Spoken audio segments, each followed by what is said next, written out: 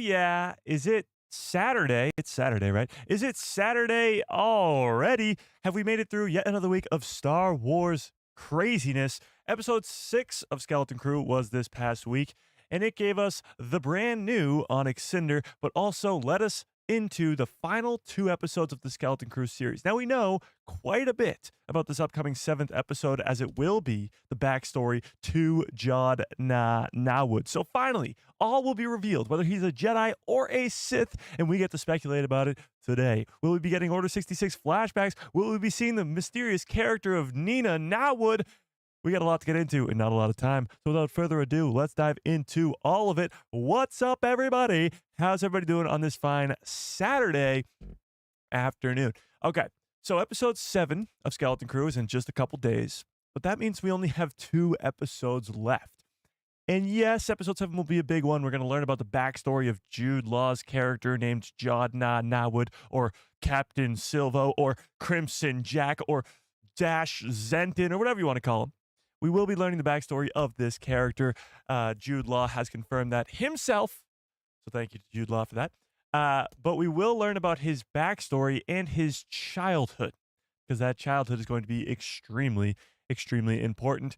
But without further ado, before we dive into any of that, let's say hi to everybody in the chat. And while we do, let's cast our minds back a couple days to episode 6 of the Skeleton Crew. Now having about 4 or 5-ish days to rewatch it, think about it, really get those juices flowing. What did we think of episode 6 of Skeleton Crew? Rank it out of 10 in the chat. Rank it out of 10 in the chat. What do we think of episode 6 of the Skeleton Crew? And let's say hi to everybody, shall we? Selena, what's up? Darth Thor, how we doing? Dustin Kennedy, what is up? Nathan, how we doing? Ian in the house. Fearless, what is up? Brandon Baker, how we doing? John Groom, what is up? Rebel Sith, how we doing? Another Mike who loves Star Wars, what's up? 50 Thunder in the house. Meerkat fan, how we doing?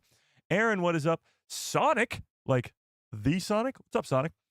How we doing? Fickle, what is up? Starship 66 in the house. Mando United, how we doing? Rose, what is up? All right, you guys know the deal. If I missed you, just yell at me in the chat. Let's give everybody a nice little, Hello there. General Kenobi. Okay, so rank that 6th episode out of 10 in the chat right now. Let's see where everybody is at with that 6th episode. It seemed to be, of the 6 episodes, probably the most divided one, I will say. Some people thinking it was a filler episode, not really liking the fact that it was very short. That was a big complaint. It was only 34 minutes. It was the second shortest episode of the series so far. That was a big complaint. But other people really, really loving it because of the actors' performances. These 4 kid actors who are all like 11, 12, 13 years old, they're all giving these incredible performances. And, of course, it did a lot of character development for those 4 kid characters, bringing them all together to reclaim their ship, becoming the Skeleton Crew, becoming the family that they were all destined to be. Okay, but tell me what you think in the chat for these rankings. Oh, what the hell? My chat is breaking right now. Oh, there we go. It wasn't loading for a second. Okay, we got a 9 out of 10, 8 out of 10, 9.5, 12 out of 10, 8, 1 million out of 10, 9 out of 10, 8.5, 9, 10 out of 10. Holy crap. 7.6 out of 10. Okay. 8.7, 8.5, 10 out of 10. These are some high scores. These are way higher scores than Thursday's live stream. Would you guys change your minds? We were having some 3s and some 5s on Thursday's live stream. 7.3, 10, 8, 6.5. There we go. 8.9, 9. Interesting. It was short. If it wasn't as short, I would have given it a 10. Okay. Interesting. Interesting. 9 out of 10, 6.5, 9, 8. Okay. So we're kind of all over the place, but mostly very high scores, which is great. I mean, this show so far has been consistently really, really good. And now we're going into these final 2 episode stretch where hopefully it can stick the landing and this can become one of the greatest Star Wars shows we've ever seen. Now, the problem still remains of viewership numbers. This is still the lowest viewed show for Star Wars Disney Plus series. However, the good news has been spreading, as just recently Skeleton Crew has become the number 1 streaming or number 1 in the top 10 for Disney Plus streaming in the United States, in the UK, all over the world, actually, as you can see right here. So it's in the United States, it's number 1 right now, and it seems to be, according to the Discord, in Germany and in the UK, all over the place. So that's fantastic. In Australia too. That's fantastic. That's good news. Great news. But the viewership numbers are still very, very low, which is not, of course, good news. But let's talk about episode 7, because we only got 2 episodes left, and we got a lot to talk about. What is really the end game of this series? How is it going to end? Is it going to be a battle for Aton? Are the New Republic going to show up? Is Grand Admiral Thrawn going to show up? Before we talk about that, I want to talk about episode 7 specifically, and even more specifically, Jod Na's character, Jod Na Nawood. It has been confirmed by Jod Na himself. Let me pull up this article right here. Oh, this doesn't say. This is not the article that says that this happens in episode 7. But he has mentioned that episode 7 is his favorite episode because that's when we're going to learn about his backstory. However, in this article, we learn about we learn about his or when we're going to learn about his backstory. So, what his backstory kind of looks like. So let's take a look at this. So this was Entertainment Weekly right here. Oh, got off a little bit. Cool. So the question that was asked to him, and we're going to talk about both of these questions because they're very important. The first one was, so what has it been like for you? Asking Jod Na. I don't want to say lying about your character for the past 2 years, but having to at least hide his true identity as folks like me have been asking you about him and thinking he might be a Jedi. This article, by the way, was before the show aired. This was before the show even came out. So let's talk about it. So Jod Na's response to that question was, well, it kind of comes with the territory, of course, being in Star Wars.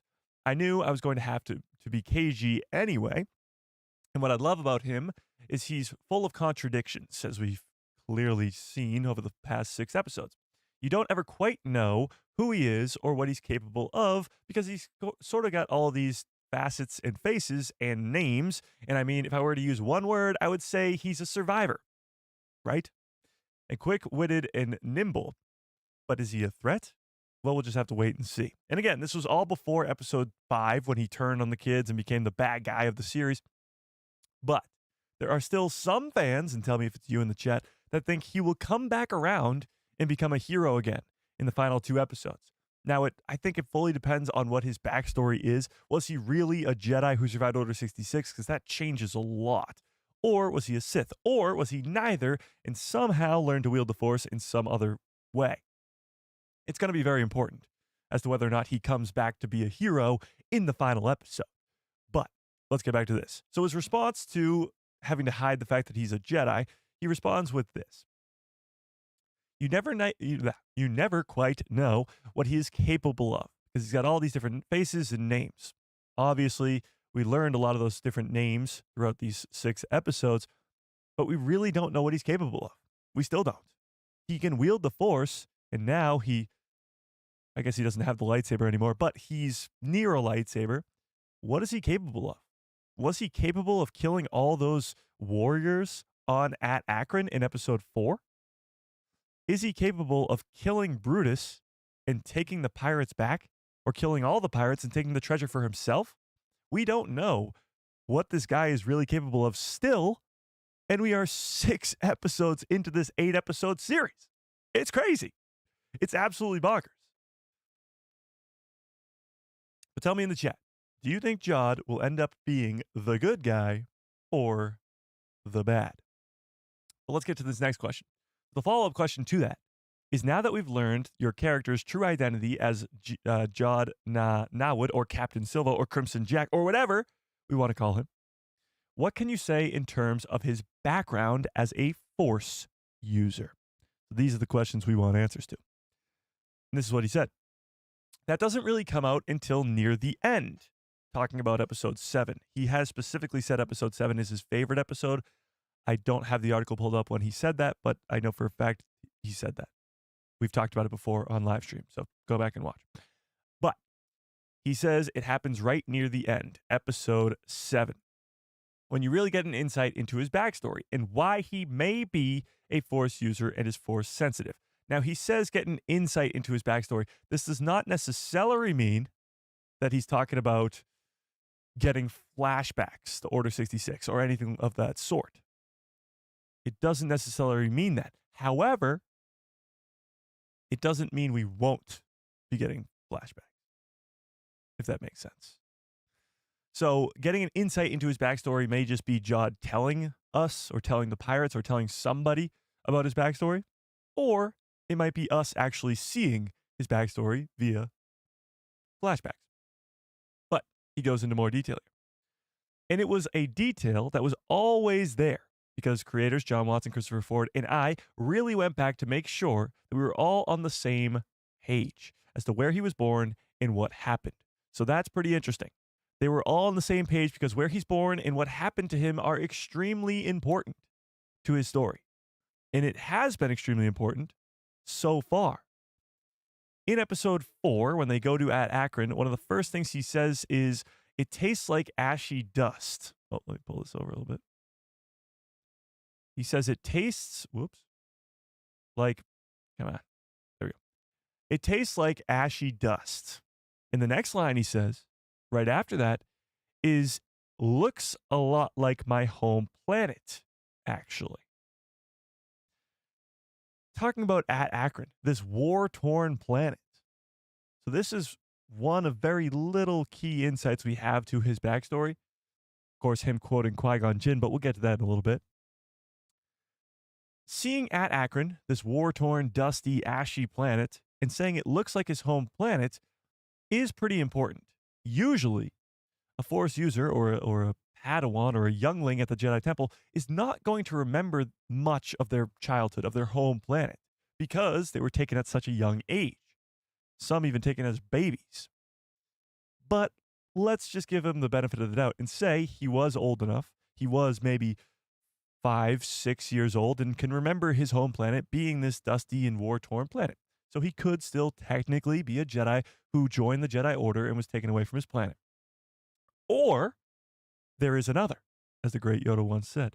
There's another option to this, that Jod was born on this war-torn planet, and because of this sort of, I guess, war or conflict on his homeworld, he had to learn to survive. The one word he uses to describe his character, right here, is a survivor. So what if he had to use the Force, learn to use the Force because he needed to survive? Or there's a possibility that this mysterious character named Ninna Nawood could have happened upon his home planet and taught him to wield the Force. But that's, again, we'll get to it. Let's keep talking about Jude Law's backstory, shall we? So where he was born and what happened to him are extremely important and have been extremely important from the very beginning because it was always there. John Watts, Christopher Ford, and Jude Law saw it as an extreme important aspect to his story. Could he be from Mandalore? No. Yeah, I'm going to say no. See, if he was a Mandalorian, it would be like Sabine. You wouldn't be able to wield the Force because of the Mandalorian way is almost the exact opposite of the Jedi. That's why they were at a constant war for so long, the Mandalorians and the Jedi, because they were so different. Yeah. I'm thinking flashbacks. I'm thinking flashbacks to, but flashbacks to what is kind of what I'm more concerned about. Is it going to be flashbacks to Order 66, or is it going to be flashbacks to something else? Is it going to be Din Djarin flashbacks from The Mandalorian Season 1, where we get the flashbacks to the Clone Wars, where his planet's being attacked by droids, and the Mandalorians come and save him. Now, it's not going to be exactly like that because Jude Law, Jod Na, is way older than Din Djarin at this point. I mean, way is, I guess, an overstatement, but he is older. So he would be alive earlier than the Clone Wars. Yeah, he's older than the Clone Wars. So again, that would mean that his war-torn planet that he grew up on, that looks like at Akron, it would have to be before the Clone Wars. So it wouldn't be a Clone Wars planet. Clone Wars fight. Oh, Fearless, you absolutely, thank you, Fearless. I completely forgot. Thank you, Fearless. Okay, we did have a member join right before the stream started, so huge shout out to them. Let's get this going. The Mind of Lucas. Welcome to the people who love Star Wars.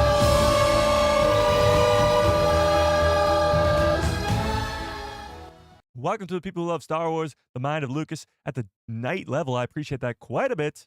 I really, really do. Oh, another Mike who loves Star Wars, the very generous $5 holla, 20th ever super chat. Holy shit, Mike. I appreciate that. Says, why do you think we get limited marketing, or why do you think we got limited marketing for this show initially? Protections from review bombing and negative social media discussions? Honestly, it could have been. Because when you look at the advertisements for the Acolyte versus Skeleton Crew, it's very, very different. For the Acolyte, it was a trailer. Actually, I take that back. It was kind of similar. Okay, well, with the Acolyte, you had a trailer every single day for like a month and a half. And you had these, of course, actors' interviews, which really did not go over well with the fans, and all that happened. It ended up with a 13% on Rotten Tomatoes audience score before it even came out. With Skeleton Crew, they were very secretive in all their marketing. Like, even the trailers themselves, it's so secretive that you can't even figure out what's going on. Like, the treasure that's shown in the first or second trailer that was released wasn't even the treasure on Aton. It was Tak Renan's trailer, and we had no idea who the fuck Tak Renan was. So they really kept everything a secret in the marketing. You're absolutely right. But was that because they were trying to avoid review bombing or negative social media discussions? I don't think so. I think it was more so because there's a lot of secrets in this show that they wanted to keep hidden. Jude Law's character's real true identity being revealed was something they really didn't want to get out. And honestly, 6 weeks in, 6 episodes into this show, and we still don't know it. So they've done a really great job.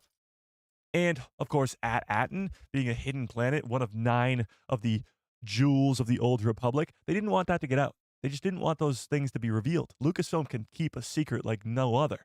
So I think that's more so why they did it, not to avoid the review bombing or anything like that. But maybe.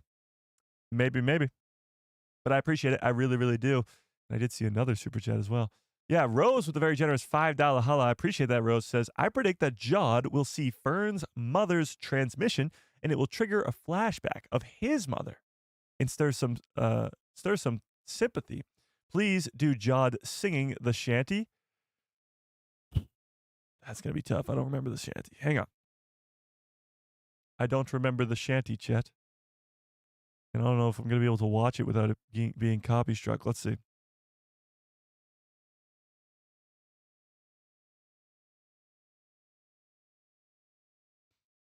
Let's see, chat. I might have to make up the verse myself.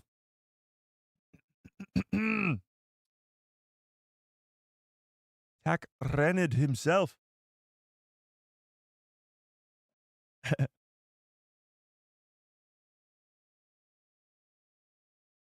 can't turn on the volume. We'll get copy struck. I'm testing it. Away. Tak Renid sort of way. I don't know. I'm just looking at the closed captioning here, Jed. Aboard the Onyx Cinder, and never was he seen again.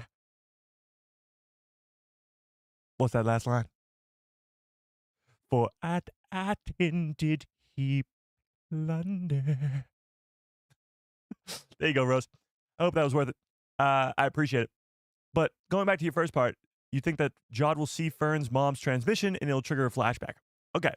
So let's talk about let's talk about how we could see a flashback. We know, because there's only a very small handful of scenes left that we haven't seen yet from the trailers, that one of them, like Rose says here, if you hear this, is this. Fern's mom sending a transmission to the kids. I sounded like Jim Carrey there. I thought honestly, I Sounded a lot like Jack Black, but I'll take it. I'll take either. But this is going to be extremely important because this makes me think we're going to be seeing the parents again in the next episode on Aton, probably sending this transmission out. And actually, this is way more important than it looks. This is on the Onyx Cinder. This is on the Onyx Cinder in space. The pirates are on the ship. And where we left off in the last episode, the kids were on the Onyx Cinder. The kids were on their ship. The pirates were on their ship. They're both on their way to Aton. So maybe they'll converge in space. Your pal Joe, what's up? No, it's not. It is the Onyx Cinder, okay? We've debunked this tens of thousands of times. The outside of it was different. And now the outside is, guess what? Gone. So guess what it is? The Onyx Cinder. Okay. So the pirates have reclaimed the Onyx Cinder. And the kids are no longer with it. So I don't know what that's all about. But how are the pirates on the Onyx Cinder? I don't know, Carrie. I don't know. The kids got captured. Maybe. Well, here's the deal. It's possible that they can't get back into the atmosphere of Aton because of the barrier. Yes, they were able to leave the barrier pretty easily, but it's possible that the hull of the ship, the armor of the ship, is what allowed the Onyx Cinder to go to the surface of the planet the first time. But now, because there is no hull, it won't be able to get through the barrier. So maybe the kids will be trapped outside the atmosphere, and then the pirates will arrive and possibly capture them. Yeah. And then we might be back to square one, where the kids and Jod are all in a prison together, and they all have to escape together, and we all have to do this all over again from episode 2. Yeah. It's possible. But having said that, this scene is very important because it's one of only about 3 that we haven't seen yet. And it would make sense because one of those other scenes that we haven't seen yet would be this one. And this one's pretty important because the kids are back together with Jod. Jod has his lightsaber, and they've made it down to the surface of Aton. So it's possible that the kids do get captured by the pirates, and they work together with Jod to escape. They have to work together with Jod. Yet again, they're forced into it, even though he stabbed them in the back. That would be the only thing that makes sense to me. Right now, I cannot imagine these kids trusting Jod at all. Why would they trust him? He just stabbed them in the back and tried to kill Fern. There is no way that they would even trust him at all. So there has to be something that happens in this 7th episode that leads these kids back together with Jod, of course, to get to this scene. And Jod gets his lightsaber back. So Jod is a good guy? I don't know. I mean, he doesn't look like a good guy to me, but somehow he does end up with the kids. Jod captures the ship and goes and gets the treasure and then comes back for the kids. Just spitballing? Well, how is Jod going to capture the ship, the Onyx Cinder, when Jod is a prisoner with the pirates? Jod is not in control right now. Brutus still is.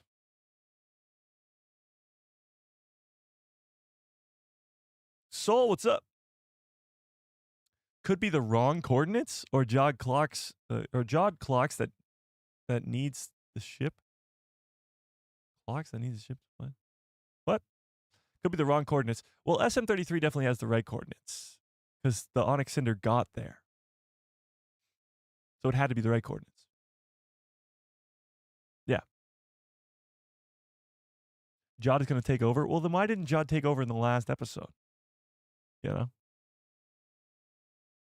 Yeah, no. Well, this scene is very important, and the hologram message is very important. I think this will be in episode 8. This will be in episode 8. I actually think this will also be in episode 8. This is one of the other scenes we haven't seen yet. This is in the Supervisor's tower. Now, I'm going to close this because I don't want to get to the Supervisor just yet. I want to keep talking about Jod. But this, I think, will be in episode 8, where this, I think, will be in episode 7. So I think this holo message will be in episode 7. Yeah. Carltron, I appreciate that. I appreciate it quite a bit. This is where the fun begins.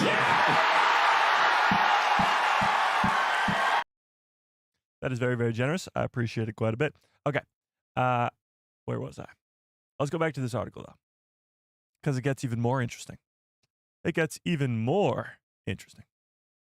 So, you can't see it, can you? So we talked about how it's very important where he was born and what happened to him. But he goes on. And it's kind of interesting. But a very revealing page of his past, I would say, is that he's not someone who had a childhood. Not someone who had a childhood. He's someone who kind of had his childhood snatched away from him. So he looks at the kids with sort of a disdain because they're small adults. He doesn't understand, blah, blah, blah, blah. Well, let's talk about those two lines. He would say that he's not someone who had a childhood. He's not someone who had a childhood because it was snatched away from him. What does that mean? Well, there's a few different options here again. Yes, the Jedi, in a way, snatched their younglings away from their families, snatching away their childhood. It's possible. But there's a few other options there. It doesn't have to be the Jedi who snatched them away. It's possible that his childhood was snatched away from him, not in the way that he was snatched, but maybe his parents died? Or something crazy happened on his planet that led him to have this not so typical childhood? Maybe he was in some sort of war from a very young age? Or maybe he was captured by pirates and he became a pirate at a very young age. And then there's always the Sith option. Count Dooku, Palpatine, somebody picked him up along the way, trained him in the ways of the dark side of the Force. That's probably the most bold take of them all, but there's options here. His childhood being snatched away from him does not mean he was a Jedi. Now, with that, I want to put up the first of many polls in the chat. So if you haven't smashed a freaking like on this stream, I don't know what the hell you're waiting for. That's what that last poll said. But let's do this. Let's do this. Do you think Jod is a Jedi? So I pulled this up in the last stream on Thursday, and I was shocked, absolutely shocked by the result of this. It was 50-50. Well, it was 51-49. One of the closest polls we've ever had in channel history. 49, 49. And I'm interested to see where it sits today. Whether you guys are leaning more towards Jedi or less towards Jedi. Because we only got a couple more days until we actually figure this out. So let's see. I'll leave that poll up there for a little bit, but right off the bat, it's about 68% of you saying no. So more of you are now leaning towards no. Let me change that. Let me change that really quickly. So we just talked about how his childhood was snatched away from him, but let's talk about this mysterious character known as Ninna Nawood. So if I've said it once, I've said it a million times, but I'll recap. Ninna Nawood was a character that only ever existed on Google Cast. When you looked up the Skeleton Crew cast on Google, there was Ninna Nawood. To make a long story short, she disappeared off of that, reappeared on IMDb's cast, disappeared off of that again, and then she existed nowhere up until a couple days ago when a great member of the chat realized that she was back. When you look up Skeleton Crew cast on Google, Ninna Nawood is right there. Not just any Ninna Nawood, Jedi Ninna Nawood. So obviously, the connection must be drawn between Nawood and Nawood, that these two characters are either related or, because Jod has so many different names, that Jod stole the name or is borrowing the name of Nawood, maybe from his former master, maybe from his mom. I don't know. However, this does really push the idea that Jod is a Jedi, or was a Jedi who survived Order 66. If he's maybe trained by this Ninna Nawood character in some sort of flashback, or if it's his mom, but here's the deal. I don't think it's his mom for a few different reasons. One, Jedi can't have kids. They can't have attachments. There's exceptions like Ki-Adi-Mundi's species who's going extinct, so he has to have 7 wives. Shout out to Ki-Adi-Mundi, what a player. But usually, you're not supposed to have attachments. So Ninna having a kid wouldn't really make sense as she is a Jedi. So it would make more sense that Jod was either her Padawan Or after Order 66, Ninna happens upon a young Jod Na Nawood and trains him in the ways of the Force post Order 66. That's a possibility too. Now, everybody wants to see a cool Order 66 scene again, like a Kanan Jarrus in the Bad Batch or a Cal Kestis in Jedi Fallen Order. Could it be possible that we could see Jedi Ninna Nawood die, sacrificing her life to save Jods? Maybe. Maybe. I wouldn't be opposed to that. I would not. But tell me what you think in the chat now. Do you think this Ninna Nawood character even exists? She has an actress, Haley Webb, right there. This is her. This could be our Jedi Ninna Nawood. What do we think? Are we frozen? I got excellent connection over here. It might be on your end. It might be on your end. So what do we think, chat? Does this character truly even exist? The only place she does exist is on Google Cast when you look up Skeleton Crew Cast on Google. Will episode 7 see a flashback to a young Jedi named Ninna Nawood? And could she be Jude Law's or Jod Na's mom? Former master? Random character that nobody even knows about? What do we think? The poll is changing. I thought so. Because there's even more evidence to support that he might be a Jedi as well. So yeah, here we go. The poll is now swaying the other way. What was almost 70-30, no to yes, is now 55 to 45, yes to no, or no to yes. So it's swaying a little bit. I even have some more to get to, but we do have a super chat. Darth Plagueis lives with a very generous $5 holla. I appreciate that quite a bit, Darth Plagueis. Hey, Plagueis, are you Jod's former master? Lord Plagueis? I doubt it. But he says, what if Jod is a character that we already know? Well, there have been some people who said that they think that Jod is the live-action version of Cal Kestis, which I don't like at all. No, I hate that. Actually, quite a bit. You got Cameron Monaghan. He can play a live-action Cal Kestis. However, could Jod be a Jedi that we've seen before? Well, we see a lot of younglings and Padawans in the Clone Wars and in the prequel trilogy, so it's not impossible that Jod could be playing an older version of a character we've seen before. That could have been a youngling or something during the Clone Wars. It's a possibility.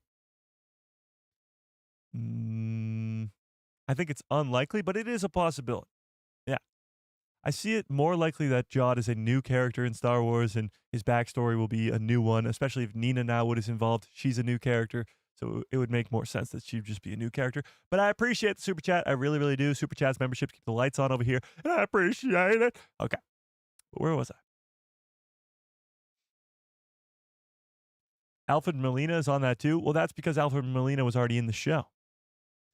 Alfred Molina was in episode 3. Yeah, episode 3. Yeah. Anthony, what's up? Says, hey, Mike, Happy New Year. Happy New Year to you. Sorry I missed the last few live streams. No worries. My computer decided to die on Christmas. Oh, that's a bummer. Hours after I watched episode 5 of Skeleton Crew. Auntie Ninna. So you think she's going to be the aunt of Jod. Interesting. Quinlan Jod? I don't think he'll be Quinlan Voss. Quinlan Voss has a recognizable face, to say the least. Jod Jinn. Okay, let's talk about Qui-Gon for a second. Not only has Qui-Gon been referenced twice over the last 2 episodes, but Jod Na Nawood himself quoted Qui-Gon Jinn. Quoted him, word for word. The same thing that Qui-Gon said to Anakin in The Phantom Menace is what Jod said to Wim in episode 5. I forget the exact line. Somebody help me on the chat. What did he say?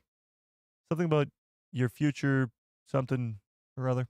I forget the line specifically, but he does quote Qui-Gon Jinn verbatim the exact same. And in that same conversation with Wim, he talks about not having attachments, letting his parents go, letting all these people around him go, to not have attachments. Very Jedi way of him. Your focus determines your reality. That's what it was. Your focus determines your reality. Qui-Gon Jinn says that to Anakin in the Phantom Menace, and Jod says it to Wim in episode 5 of Skeleton Crew. Coincidence? I think not. So he knows the ways of the Jedi, clearly. But does that make him a Jedi? He's quoting Qui-Gon Jinn. He's talking about not having attachments. There's still 61% of you that say no. He is not a Jedi who survived Order 66. Then what is he? Chat? What is he? If he's out here using the Force, having his childhood snatched away from him, quoting Qui-Gon Jinn, talking about having no attachments like the Jedi do, and to top it all off, this mysterious character named Jedi Ninna Nawood, sharing the same last name with the character of Jod Na Nawood. There's honestly, to me, too much evidence to suggest that he was at one point a member of the Jedi Order. Whether he was a Padawan who left before Order 66, or whether he survived Order 66 and watched his master die. I see no route right now that makes more sense to me than him being a Jedi. So to the 63% now, by the way, 63% of you say no on this poll. To the 63% of you, what is he? How did he learn to wield the Force? Why is he quoting Qui-Gon Jinn? How does he know the ways of the Jedi Order that have been gone for 28 years now? I need answers. He also quoted Yoda by saying the Force flows through all of us. There you go. There you go. We know there are Force users who are neither Jedi or Sith. That's true. That is true. He could have learned the Force from any other place, but that doesn't explain how he knows the ways of the Jedi Order. And why there's this weird, mysterious character that shares the same name as him that's only exists on Google Casts. Ninna was his Padawan. Interesting. Qui-Gon's Ghost says, I mean, I am quotable. You're not wrong, Qui-Gon's Ghost. You are not wrong. Okay. This is where things get real interesting, chat. Glass is coming off. Darth Thor says, Qui-Gon learned from Count Dooku. What if, chat, what if Jod Na Nawood also learned from Count Dooku? So Count Dooku in the past has had multiple apprentices that either Palpatine didn't know about or Palpatine did know about. You got Asajj Ventress. You got Savage Opress. Why not give him another one by the name of Jod Na Nawood? What do we think about that? What do we think about that? Another Mike who loves Star Wars says, if you're basing it off the actor's age directly to the character, Jod would have been about 24 years old during the time of Order 66. Ninna would have been about 11 years old because Jude Law is 52 and Haley Webb is 39. Well, I think you're sort of doing it wrong. Haley's not going to be playing, or Ninna is not going to be a character that exists now. She's going to be a character that was only existed during the Jedi Order times, and she'll be 39 during the time of the flashbacks to Order 66. So she will be older than Jod. And maybe it's not... We keep saying flashbacks to Order 66 because we just want to see Order... I want to see Order 66. It could be a flashback to even earlier than that. Because he's 24-ish when he's 60, when Order 66 happens. So it might be from when he was a kid. The flashbacks might be even way before the Clone Wars even starts. It could be. It absolutely could be. Didn't Yoda train Mace Windu and Count Dooku? Yes. I mean, there's a direct connection to all those characters. You got Qui-Gon being trained by Dooku, Dooku being trained by Yoda, Yoda also training Mace Windu. You got, of course, Anakin being trained by Obi-Wan, who's trained by Qui-Gon, who trains Ahsoka. It's all over the place. Yeah. Oh, Darth Drafter with a very generous $10 holla. God damn, Darth Drafter, $10. I appreciate it quite a bit. Says maybe he's just a Force-sensitive pirate that picked up Jedi sayings while trying to fit into different con-type situations. Interesting. Maybe he's just a Force-sensitive pirate that just caught up on the Jedi ways over the years. What do we think of that, chat? I appreciate the $10 holla, Darth Drafter. I really, really do. Honestly, I don't think so. There's no way he would know this much about the Jedi way if he wasn't with the Jedi at some point. Yeah. Rebel Sith says, Ninna, a Jedi that Jod finds after Order 66. He saves her, nursed her, fell in love with her, and learned the way of the Force through her, and she was killed by the Emperor. He's a Boken Jedi like Ezra and becomes a pirate. I like that theory actually a lot, but the reason... What the hell? KG, what's up with that? But the reason I don't think that will happen is because Jod would be about 24, 25 at that point. Yes, it's possible he could have saved Ninna Nawood after Order 66, but she would have to, I guess, teach him the ways of the Force at a very old age. But maybe. It's a possibility, for sure. Oh, Annie K with a very generous $5 holla. I appreciate that quite a bit. Says Padawan who went rogue or failed, pre-Order 66. I like that a lot. I like that sort of as a reverse Ahsoka type deal. Like Ahsoka leaves the Jedi Order because she sees the flaws in the Jedi Order, just like Count Dooku did, just like Qui-Gon Jinn did, just like Anakin kind of does. But Jod in this scenario would see the flaws in the Jedi Order, and Ahsoka still remains a good guy. For the most part. Ahsoka's a good guy, right? But Jod goes down a different route, becomes a pirate. Yeah, that'd be pretty cool. That'd be pretty wild. A Barazoffy impression? Oh no. Hate when you guys give me female characters. Okay, let me look up some Barazoffy. I don't even know what does Barris even say? Barazoffy versus Anakin. We're going versus Anakin in the Clone Wars. All right, let's see. Enter. Barris, I need to talk to you. Master Skywalker, how can I help you? Why did I forget that she had this accent? Enter. Enter. Enter. Why does she talk like that? Enter.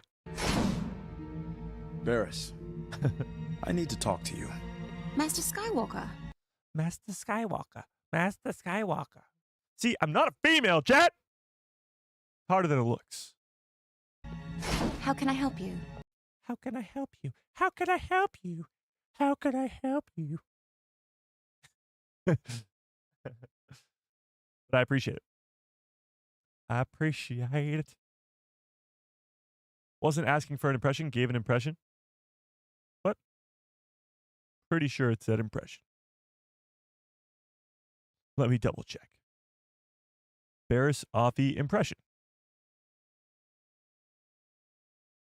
What? Okay.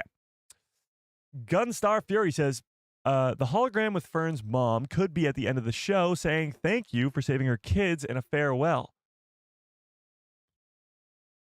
Maybe. Let me go rewatch it again. What did she say? If you hear this, don't give up. No. She says, if you hear this, don't give up. Why would she be saying that to Jod as a thank you? If you hear this, don't give up. And thank you. Thanks for saving my kids. Yeah.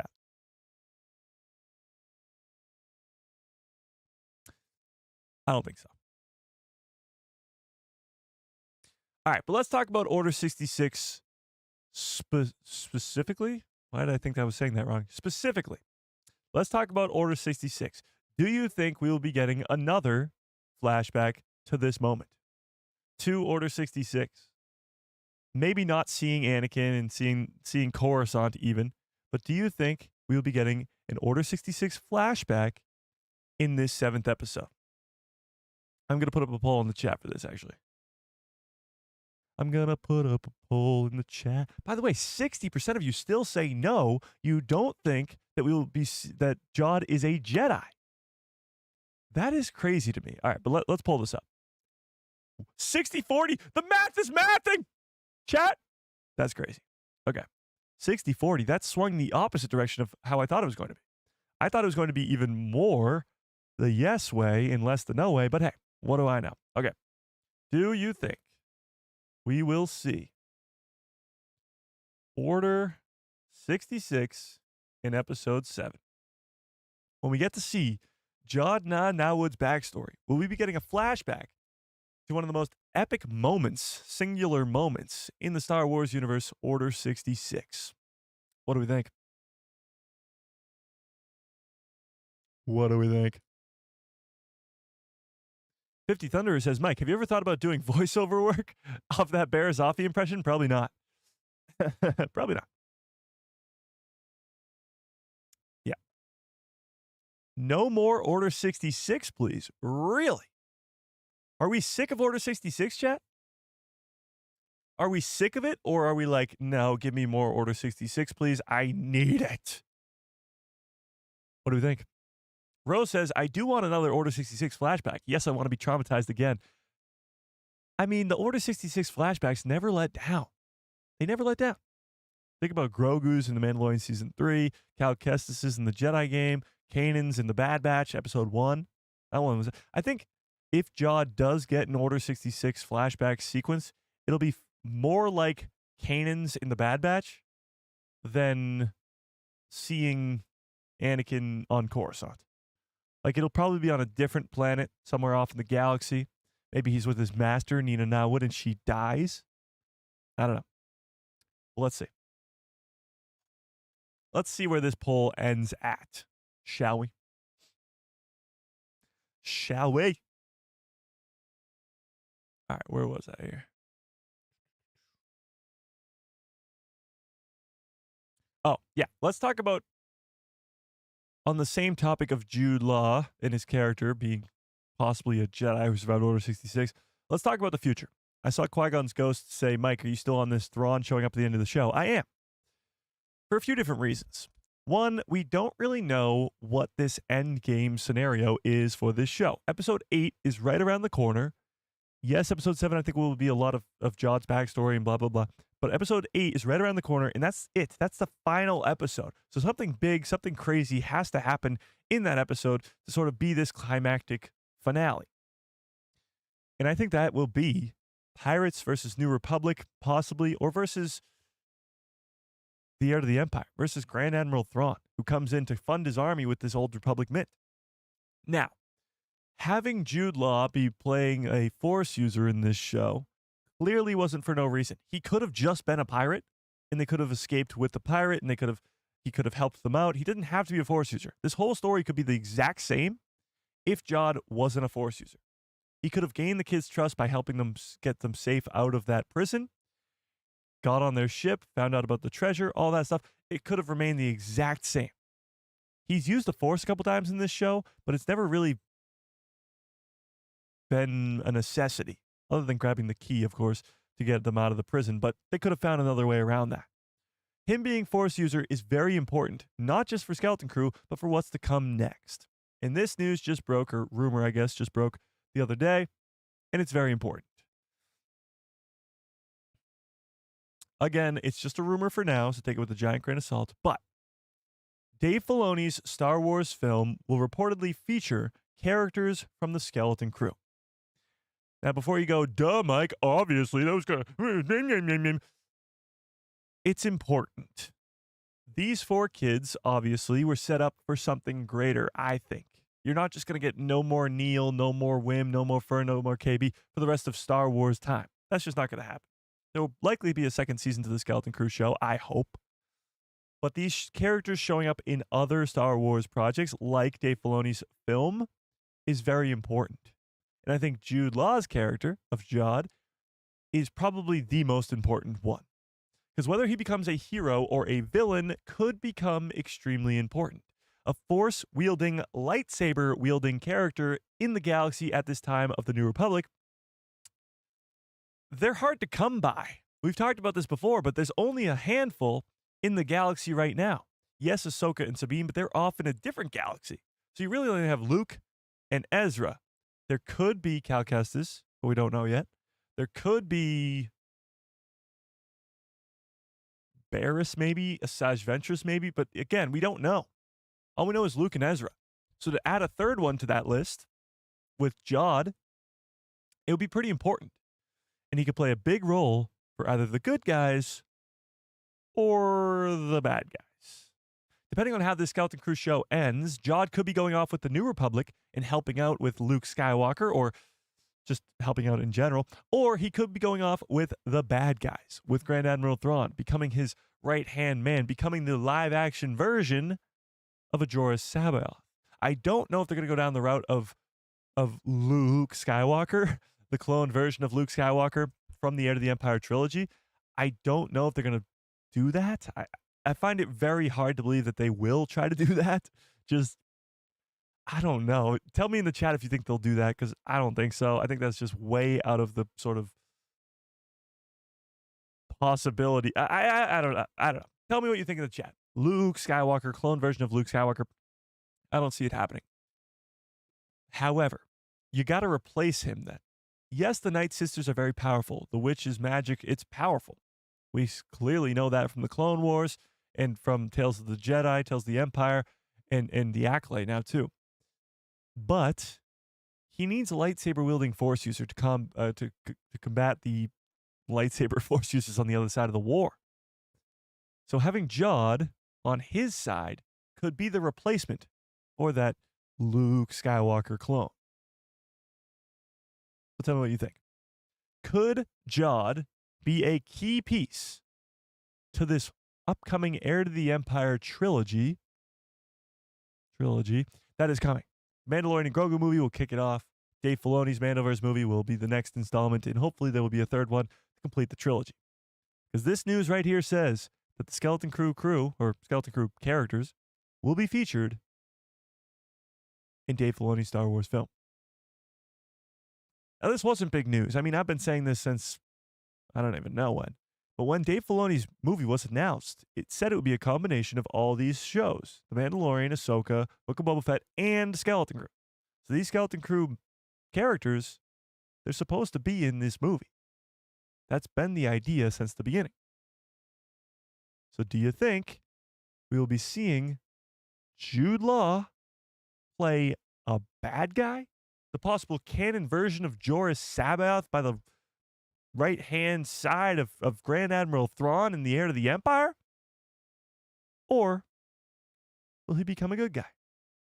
Join the New Republic. Join the good guys. Tell me what you think in the chat. Actually, I want to put up a poll here. I told you we were going to be doing a lot of polls today, and here comes another one. Wow. Chat, this doesn't even make sense.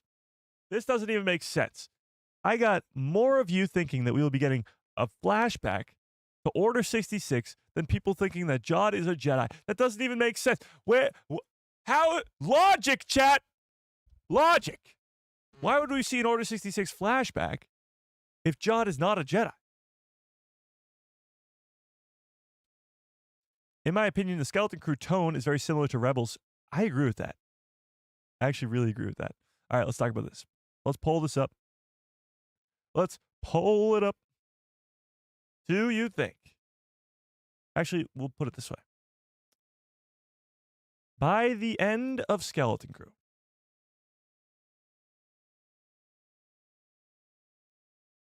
Jod will be ...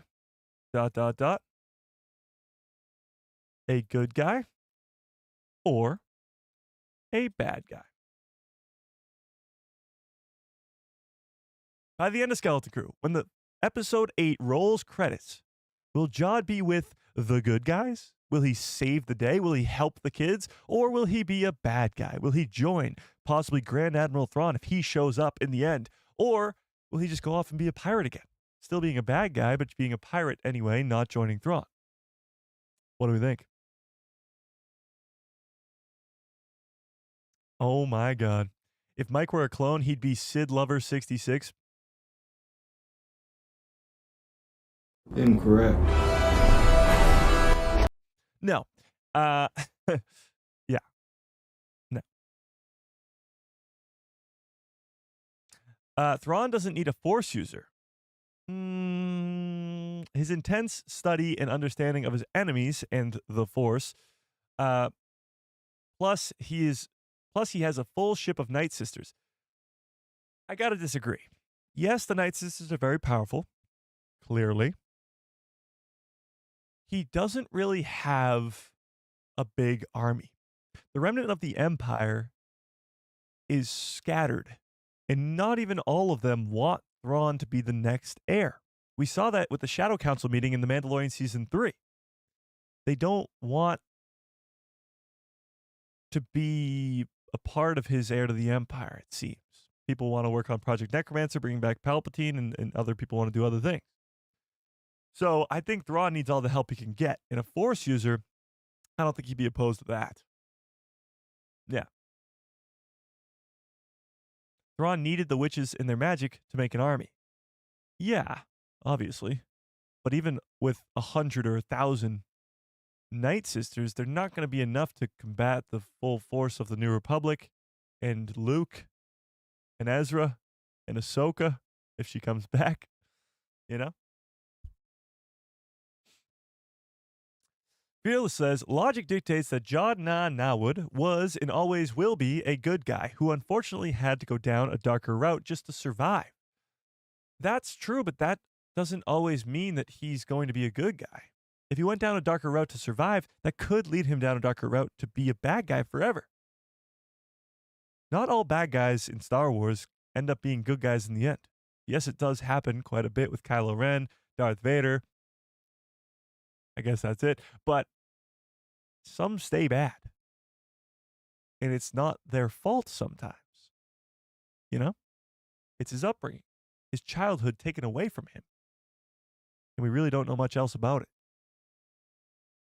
I think episode 7, or if Jod is going to be a hero, a good guy, or a bad guy by the end of this show, fully depends on episode 7, what his backstory is. Was he a Jedi at one point? Then yeah, I think he'll be a good guy. Was he not? Mike, redemption arcs. Remember Crosshair? Fearless. Fearless. Fearless was the only person saying that Crosshair was going to be end up being a good guy during the time of the Bad Batch season 1 and 2. And oh no, sorry. She was the only one in season 3 who thought that Crosshair was not going to die when we all thought he was. But I don't think this is the same situation going on here. Crosshair is a very different character than Jod. Dang, that just brought me back. The Bad Batch is so freaking good. Yeah. It's crazy too, because when you look back at 2024, you almost forget that the Bad Batch season 3 was in 2024 because it was right at the beginning of the year. But it was so freaking good. Yeah. Yeah. The New Republic is spread way too thin during this time. The demolition of 90% of the rebel navy. Well, yeah, they were just in a war, obviously, and the New Republic is not that powerful, but still, even with that, they have more control of the galaxy and more of a presence than Thrawn does. You know? Qui-Gon's Ghost says, I'm so sick of the redemption arcs in Star Wars. Just let someone be bad if they're bad. No need to redeem everybody. I agree with that. That's why I loved the character of Chimera so much in the Acolyte show, because he was just bad and he was going to remain bad. There was no there's really no bringing Chimera to the good side in that show, and he was just badass. I mean, that's why. I mean, same could be said with Darth Maul. Darth Maul is so badass the whole time, and Palpatine. People love Palpatine too, and he definitely wasn't coming back. Rebel Sith says, but Jod could save the kids and parents, but still join Thrawn. That'd be wild. Would be crazy, but also different. If it was cool, because he said he's contradicting and conflicted, always fighting himself for morality. It would be wild if he saved the kids, saved Aton, and then went off and joined Thrawn. That would be wild. Yeah. Jod is a swindler, like between Lando and Han. Well, Jude Law has talked about in the past how his character is very much like Han Solo. And in the end, Han Solo comes back and saves the day. In A New Hope, when he gets his reward for saving the princess, he leaves, like the loser scoundrel that he is, but then he comes back in the end and saves the day. I don't know at this point if Jod will come back and save the day. He's already turned on the kids. He's in it for his own benefit, his own money. Right now, I don't see a world, and again, episode 7 could change this drastically, but right now, where we stand, after 6 episodes of the Skeleton Crew series, the only thing that Jod wants more than anything is this treasure. More than the kids, more than anything, is the treasure. So right now, to me, he seems like a bad guy. Now, a lot can happen in 2 episodes. Could be about, I don't know, an hour and a half, 2 hours of content. Almost a full movie of content remains in Skeleton Crew. So a lot can happen in a full-on movie. But only time will tell. Only time will tell. Cooper says, do you think that Jod will stay on Aton? Also love the streams. Thanks, Cooper. I appreciate that. Do I think he'll stay on Aton? Well, again, that fully depends on how these next 2 episodes go. But I'm going to say no. I think either way, he's probably not going to stay on Aton. Whether he joins the New Republic or joins Thrawn or goes off and stays a pirate, it doesn't seem like he's going to stay on Aton with these kids. However, this news of Dave Filoni's movie involving these Skeleton Crew characters does make me believe that Aton will play a bigger role in the Mandoverse moving forward. Whoever gets control of the Old Republic Mint, which I'm leaning towards the New Republic right now, could be Thrawn, but I'm leaning towards the New Republic. Whoever gets control of the Old Republic Mint on that planet will have infinite money. Will have power over the entire galaxy because they can print infinite money. So that will be very important. And obviously will be brought up time and time again over the next couple movies and shows and everything moving forward in the Mandoverse era. Yeah. Yeah. Jod could go into hiding on Aton. He could. Yeah. He could. Big twist. The bad guys are the kids. Their planet and the pirates have been the good guys all along. Doubt it. No. When he sees the message, it's a reminder. It reminds him of Ninna, and then he wants to save the kids. Yeah, again, it all depends on what this flashback or what his backstory is all about. If he was once a Jedi who survived Order 66, and his master, Ninna, taught him this crazy lesson about whatever, it doesn't matter that it's been 30 years since then. He's still going to recall his upbringing with the Jedi Order in the ways of the Jedi. And hopefully that'll be enough to turn him around. He did still stab these kids in the back in the last episode, or in episode 5, I guess. Yeah. Jeannie from Tahini, what's up, says, the more money they print, the less it's worth. I mean, yeah, that's how the real world works, I guess. This is Star Wars, though. Yeah. Do you think Aton will get destroyed at the end of this season by the pirates or even in season 2? No, I don't think it'll be destroyed. Will the Old Republic Mint be destroyed? I hope not, because I think the New Republic could really use it, or even Thrawn could really use it. But I don't know. Yeah.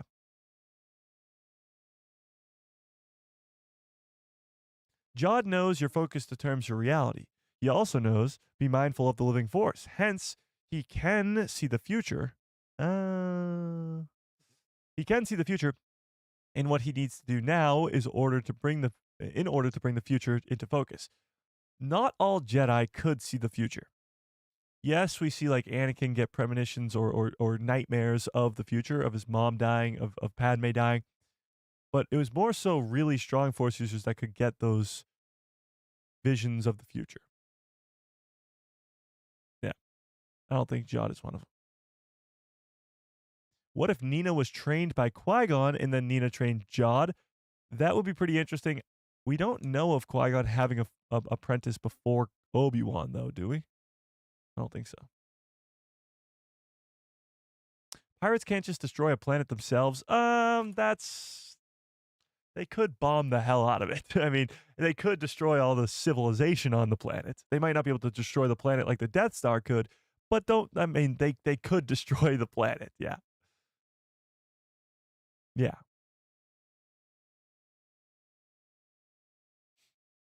Jod can take the place of Thrawn's sidekick Rook in canon for the Heir to the Empire movie, since Rook has already been killed in Rebels.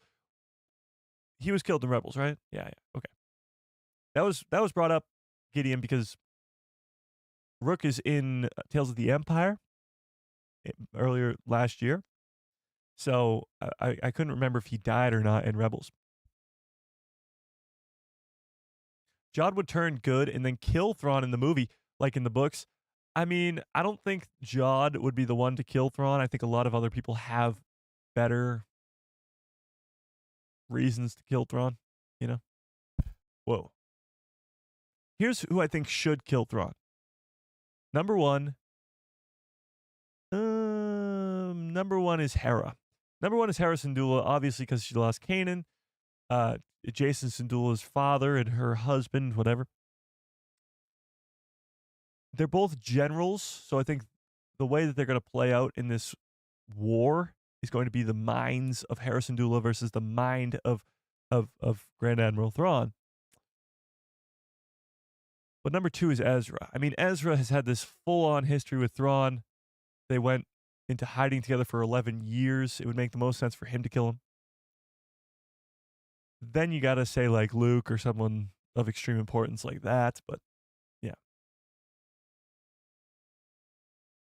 Yeah. Thrawn will go back to his home to save his people. Well, that's a big thing too. Thrawn in Legends, in Legends, his whole goal is to protect his people, protect his home planet. So the reason he joins the Empire is to do so, and the reason he becomes the heir to the Empire is to also do so. So for this canon version of the character, they have to kind of stay on the same path here. Now, the people think that, or I think, I should say, not the people.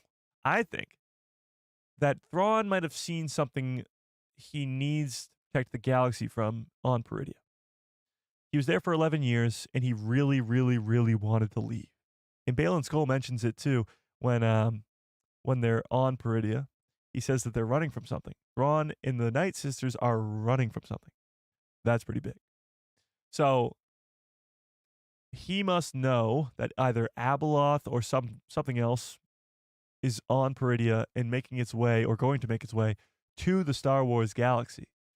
So now you have the situation where Thrawn is going to be taking over as the heir to the Empire, but he's not really a bad guy, because he's trying to protect the entire galaxy from this threat that is coming from a different galaxy. So now you have sort of the back and forth of, is Thrawn really the bad guy? It's like the Thanos was right, people. Is he really the bad guy? Because he's trying to protect the rest of the galaxy by creating the Empire that will protect the galaxy.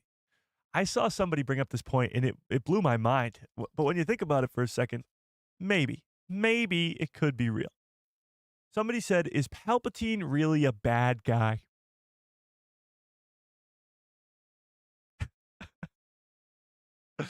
Oh, no. Oh, no. Oh, no. I got a bad feeling about this. Okay. So the argument was, well, what if Palpatine knew about the Grisk or the Vong or Abeloth or some bigger threat outside the galaxy. And the reason that he put his army, or tried to put his army, on every single planet in the galaxy, have control of every single planet in the galaxy, create a planet-killing weapon, was because he knew this threat was coming. And when you look at it like that, obviously he kills countless billions upon billions of people, blowing up Alderaan, yeah, he's not a great guy, okay? But if you look at it from that aspect, then there's a point to it. Thanos. You guys know who Thanos is? Give me one into the chat if you know who Thanos is. Thanos in the MCU, his goal is to kill half the people in the galaxy, or in the universe, because he wants everybody to live. There is planets that don't have enough food on them, or overpopulation, and he thinks the way to fix that is to snap half the people out of existence. So from a certain point of view, he's trying to save half the galaxy, and in the other point of view, he's murdering half the galaxy. I'm obviously not saying that Thanos was a good guy. Let me make that clear. Or Palpatine for that reason. But I'm more so saying, if Thrawn saw something in the other galaxy, something that was so scary that made him have to go home, poop his pants, and then say, I got to take over this galaxy so that we can protect it, probably Abeloth, then that would be pretty damn cool. That would be pretty damn cool.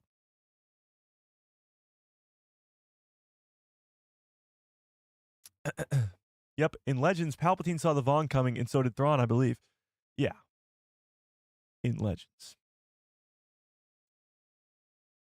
Yeah. Hashtag Thanos was right. Oh my god. Yeah, you go from a big purple meanie to a big blue meanie. Yeah. Right now, my money's on the Night Sisters. They seemed pretty pissed off when Morgan Elsbeth died, and Thrawn ordered his men to destroy the ancient temple. But he wouldn't be taking the Night Sisters with him if he was trying to run from them. He's definitely running from whatever made this planet extinct. Peridia was a wasteland that was once a thriving kingdom. So whatever made it that wasteland is what they're running from. In the Mortis God statues, and of course the shining light above the mountain makes us believe it's Abeloth, and that would make the most sense. Abeloth is extremely powerful, and if Thrawn knows anything about Abeloth, then he would run, and we would all run. You just look at her face and you'd run the other way. Yeah. And the Night Sisters planet is near Aton. Let's talk about this. So this was mentioned in the last stream at the very end a little bit, and I want to talk about it again here. Shall we? Oh, wait, hang on. Where is this article? Where is this article, chat? This was on Thursday's live stream, was it? Yeah, so Thursday's live stream, we were talking about this. What the hell? Where is it? Oh, here we go. We were talking about this. So somebody has deciphered the coordinates to Aton. They've translated the coordinates to Aton. And it becomes extremely important when we found out where Aton resides in the Star Wars galaxy. Because some planets are closer to others, and that can be very important. Now let's read this article. We read it a little bit on Thursday, but I want to read it again because it's so important. And while we do, can I get some good cups full of orders in the chat, please? Bum-ba! Who could stop Abeloth? Luke? Well, it's going to take a lot more than Luke, but yes. A lot of people. Okay. So, let's skip down a little bit here. So, Aton's coordinates were seen in episode 5, and some people translated them. So, let's take a look. Shortly before Skeleton Crew episode 6 dropped on Disney+, a Star Wars fan page, Drunk Wookiee, posted a thread highlighting hidden details from the show. Translated coordinates for Aton revealed that the treasure planet is located in the Quelly sector, which is close to the worlds like Dathomir and Cathar. So Dathomir, of course, is very important. It's the home of the Night Sisters, and it's been seen in animated shows. But what they don't go into in this article, which I think is far more important than anything else they talk about in this article, is that Dathomir is where Thrawn just arrived at. Thrawn in the Ahsoka series just came back home and went with the Night Sisters to Dathomir. Aton being very close to Dathomir in location is very important. When there's an Old Republic mint on the planet that Thrawn could use to fund his army, if he knows about this planet, which we know Thrawn, he's a freaking genius, so it would make perfect sense for him to be the one who finds Aton before anybody else, then he could come in, swoop in, take the Old Republic mint, kill all the people, or maybe not kill all the people, but keep the people working, whatever, and he could be the one who takes Aton. Because Dathomir is right next door, or it's close by. We'll put it that way. It's close by. So they don't talk about that in this article. They go into other things like Old Republic connections and whatever. But I think that's the most important planet that's close by because that's where Thrawn is. And Thrawn's the freaking strategical genius that we know and love. Then he will be the one who can find Aton and know about that Old Republic mint. Know that there's something crazy going on there that can fund his war. Well, let's keep reading. Because there are other planets that are close by. Cathar, meanwhile, is connected to the Old Republic era, the original Star Wars expanded universe, also known now as Legends. Two notable Old Republic Jedi were from the planet of Cathar. We talked about this already, but Slavar, whatever, from the comic Tales of the Jedi, not the Tales of the Jedi that we know and love, but the Legends comic Tales of the Jedi, and Johnny, sure, from the video game Knights of the Old Republic. These are fitting connections since Aton is the last Old Republic mint, and of course the jewels of the Old Republic being a big connection there. And Wim grew up on the stories of the Jedi Knights. So those stories that we see at the first couple episodes of Skeleton Crew, of Wim looking at his tablet that shows Jedi and Sith, those could be stories of the Old Republic. We've deciphered them. They don't really tell us too much of any new information, but they are Jedi, and it could be that they are thousands and thousands of years old in the Old Republic era. Another planet that is near Aton's coordinates is Taris, or Taris, a world destroyed by the Sith in the Knights of the Old Republic. Again, another Old Republic connection. Then we get a connection to the Mandalorian, because it's close in proximity to Mandalore. But also, Cathar was one of the worlds devastated by the Mandalorians in the Mandalorian War. But Aton is not too far from Mandalore itself, raising several opportunities for Skeleton Crew characters to show up in other Mandoverse projects. Huh, didn't we already talk about that? So the proximity of Aton to planets like Dathomir and Mandalore make it possible for Skeleton Crew characters to show up in other Mandoverse projects. But when we talk about Thrawn's conquest, Thrawn's ability to go take over the galaxy, you have to talk about the proximity of Dathomir to those other planets as well. Because Dathomir is close to Aton, and that's great. He can go get the Old Republic mint in this 8th episode, whatever. But it's also close to Mandalore. Mandalore already had an Imperial Remnant base on it, Moff Gideon's base. In The Mandalorian Season 3, we do see Mandalorians reclaim their home world of Mandalore from Moff Gideon. But let's not forget a few things. One, a lot of fans think that Moff Gideon is not dead. I do. I want Moff Gideon gone forever. I love Giancarlo Esposito. He played his role. 3 seasons as the bad guy. He did a great job, but he should be dead. However, there are some Star Wars fans who think he's still alive. And to those fans, I say, here is your little bubble of hope. Thrawn could be going to reclaim Mandalore. And while he's there, reclaiming that Imperial base that is on the planet, that could be stocked with ammunition, TIE fighters, who knows? Actually, it did kind of blow up, didn't it? It blew up, but still, he could be taking over the Mandalorian planet. It's a very likely possibility because he knows that Mandalorians are a big threat, especially if they're working with the New Republic. So if the Mandalorians are on the New Republic side, then Thrawn's going to know that's a big threat. So it's possible that Grand Admiral Thrawn will take Mandalore because he sees them as a big threat. And while they are weakest, he will come in and just take over them. Also, we've seen Mandalorians in the past side with the bad guys. Death Watch sides with the Separatists in the Clone Wars. We could see something similar to that happen as well in this Mandoverse era. However, For those of you who want Moff Gideon to remain alive, there were Force-sensitive clones in those bags of things. So if you want a new canon version of Jorah Sabaoth, Giancarlo Esposito as Moff Gideon, Force-sensitive, would be insane. But that's just a crazy theory. Absolutely crazy theory. I don't think it's going to happen. But hey, if you like it, you like it. So the proximity from Dathomir to Mandalore is very, very important for Thrawn's reign over the Empire. That's very important. But also the proximity to Aton. So let's get back here.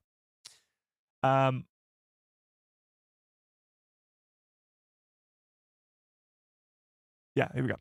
The pirate Vane from The Mandalorian Season 3 has already appeared in Skeleton Crew, providing a link between Din Djarin and the Skeleton Crew cast. Din Djarin also agreed to work with the New Republic, and X-Wings have been seen a few times in Skeleton Crew already. The kids' adventure could even take them to Mandalore itself, where Mandalorians are known to be sympathetic to lost children. I don't think we're going to Mandalore anymore because we are currently on our way back to Aton, but it's not out of the realm of possibility that Mandalorians could come help in the battle for Aton. You never know. Again, we talk about possible appearances of characters. We've talked about Din Djarin and Grogu in the past. I thought because the next project in the Mandoverse era is going to be the Mandalorian and Grogu movie, that the Skeleton Crew show has to set that up, and that in doing so, you could be seeing Din and Grogu in the Skeleton Crew series. And I still think that's possible. Like, you could still see Din and Grogu come in with the New Republic at the end of the show and save the day. That's a possibility. But now, it's even far more likely because Mandalore's proximity to Aton. Because they're so close in location, then Din Djarin and Grogu's appearance, or maybe even Bo-Katan's appearance in this Skeleton Crew show, is that much more likely. But tell me in the chat, do you think Din and Grogu will be in the Skeleton Crew series? Tell me what you think in the chat. Okay. But let's get back to this. Then they go into thinking that Aton, the responsibility is responsible for funding the Empire. If Aton is still currently creating these credits, the question becomes, where are they going? If all the people on the planet are still working towards this one goal, then where are those credits going? In this article is suggesting that they are funding the remnant of the Empire.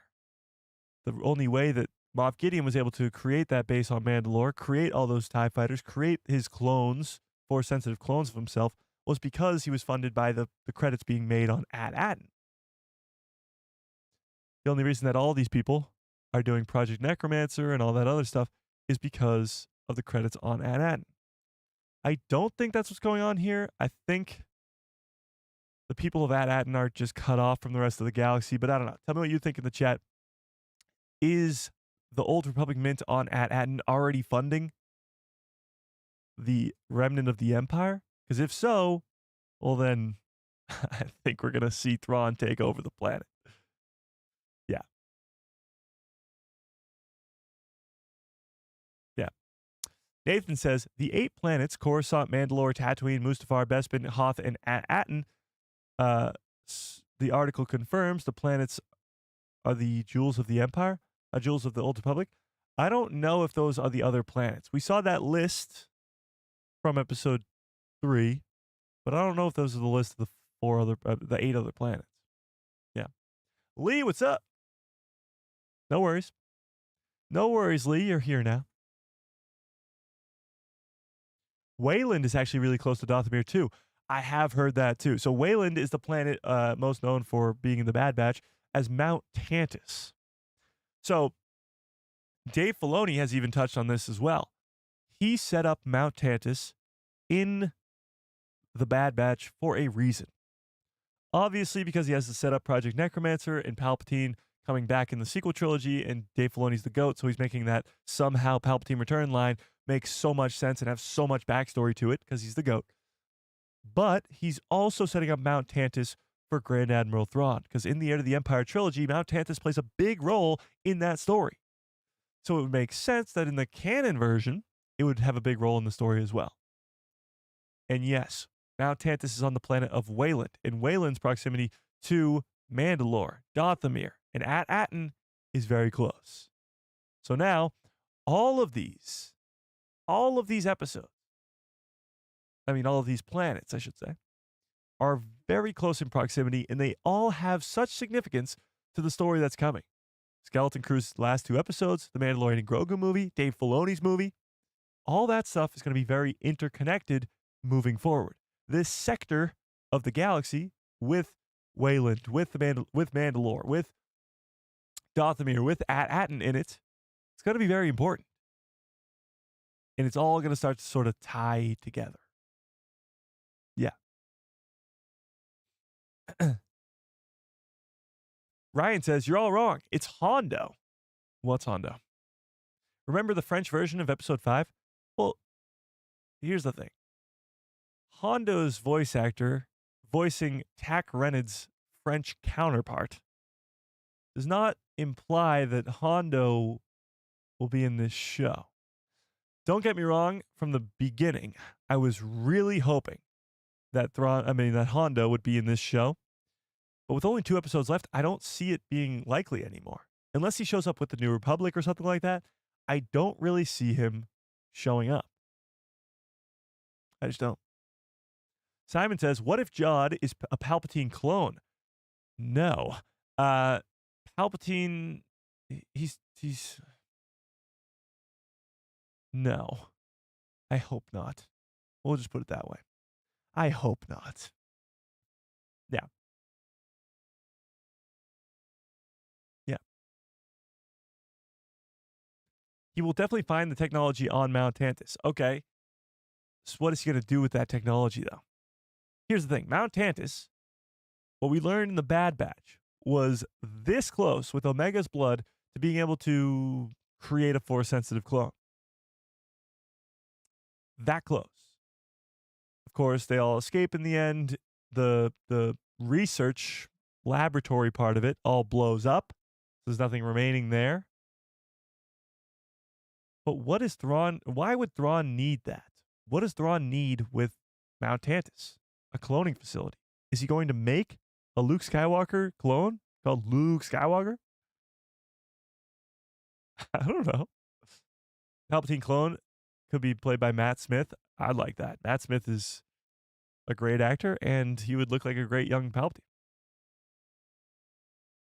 Or Tom Hiddleston. Tom Hiddleston would be a good one, too. Yeah.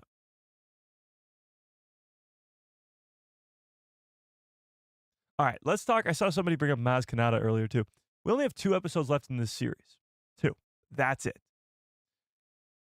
Next episode is probably going to be a lot about Jod's backstory, which could give us a flashback to who knows when. In that backstory, flashback could give us an appearance of a character like an Anakin Skywalker if it's Order 66, or Palpatine if it's Order 66. Or it could be back even further before the Clone Wars and could give us an appearance of Qui-Gon Jinn or something like that. That's less likely, but maybe some sort of background character from the Clone Wars or whatever could appear in that flashback. With 2 episodes left, who do you think significant or cameo-esque could show up in the last 2 episodes? Could be in a flashback, could be an older character from the Jedi Order, or could be a current day character like a Maz Kanata, Honda Unaka, Din Djarin, Grogu, Harrison Dula, Grand Admiral Thrawn, Luke Scott. Like, who do you think could show up in these next 2 episodes? Maz would be amazing. Nice. Maz would be awesome. Maz is the queen of the pirates. That's true. She has to be with Hondo. I don't know if she has to be, but it would be cool. Yeah. Andy K says, I'm too excited. I'm too excited to finish the story to be hoping for any cameos at this point. Background, maybe. Okay. I don't think there'll be any major cameos. Wow. I just smacked my table. Ow. Jammed my finger. Major cameos. Yeah. I don't know. What do you consider a major cameo? Is Din Djarin showing up at the end of the show a major cameo? Because if so, then I think there will definitely be a major cameo. A post-credit scene of Thrawn on Dathomir. I could see a post-credit scene. A post-credit scene is probably very likely. Yeah. Because the next thing in the Mandoverse is the Mando movie. So this post-credit scene has to set up that movie.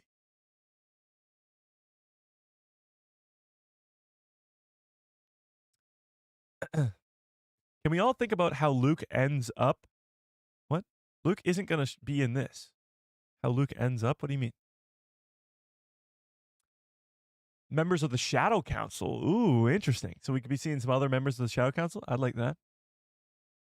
I want Maz to be a part of Jod's backstory. She took him in as an orphan. That would be pretty wild because she's queen of the pirates. He's a pirate. She's been around for 1,000 years. Maybe she's the one who brought him in. That would be pretty cool. Yeah. Dooku in flashbacks, Thrawn in present.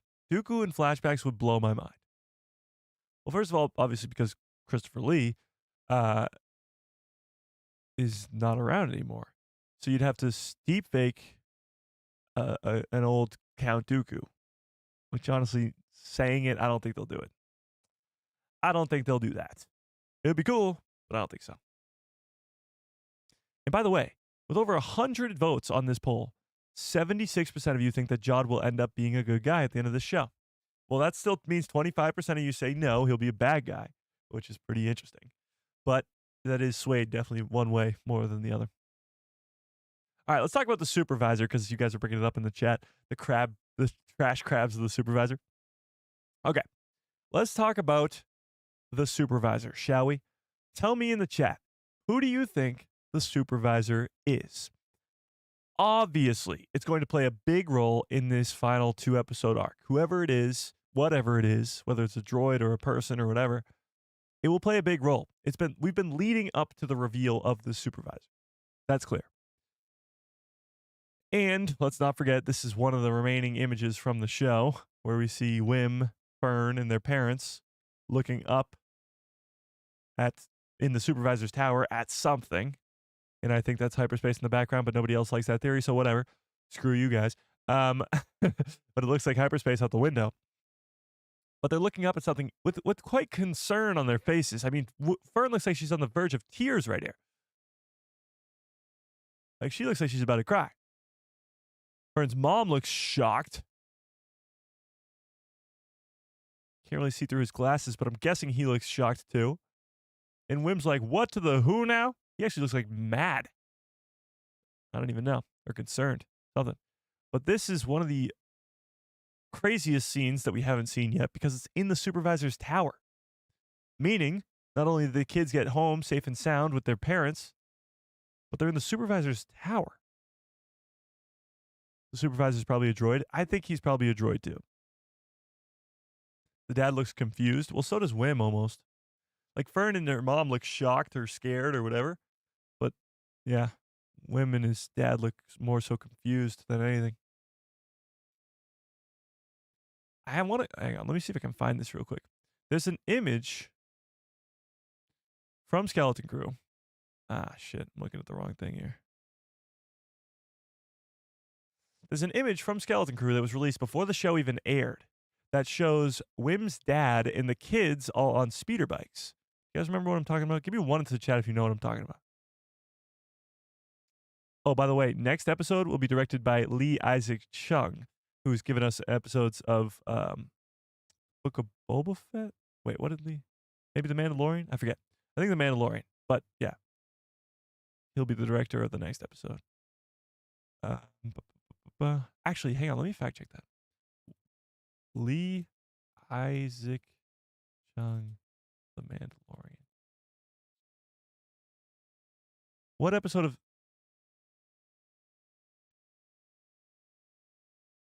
He did episode 19, The Covert, which is which one?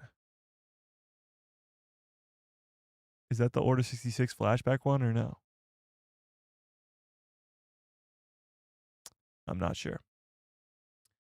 But that'd be wild if he was doing the Order 66 flashback one from one show and then went and did the Order 66 flashback of the other show. Okay, let me scroll down here. I know this image is somewhere around here. Let's see. So it's got, yeah, you guys remember that picture? Oh, only some of you do. Mike is the Supervisor? Well, you know, cat's out of the bag, I guess. Where is this image, chat?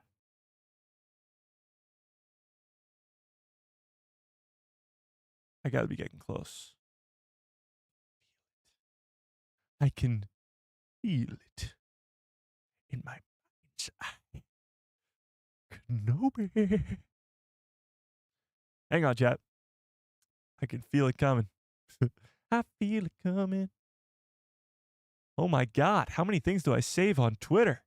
Holy shit. This is crazy. Scrolling. Scrolling. Scrolling. Ah, I found it, chat. Okay.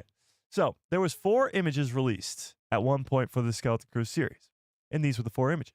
1, Jude Law staring off at these ancient Sith writings, which, by the way, were never explained. Then we got this one of Neil in the classroom. Again, this was from October 24th. October 24th. This show aired on December 3rd. So over a month and a half before this show aired. Then it was the kids, KB and Wim on the planet here. And this was when, in the last episode, when he was helping fix her. And then, by the way, this ship was never explained, was it? Whatever. Then, this scene shows the 4 kids with Wim, or 3 kids, not Fern, which is weird. The 3 kids, not Fern, with Wim's dad racing through the streets of Aton. We have not seen this yet, obviously.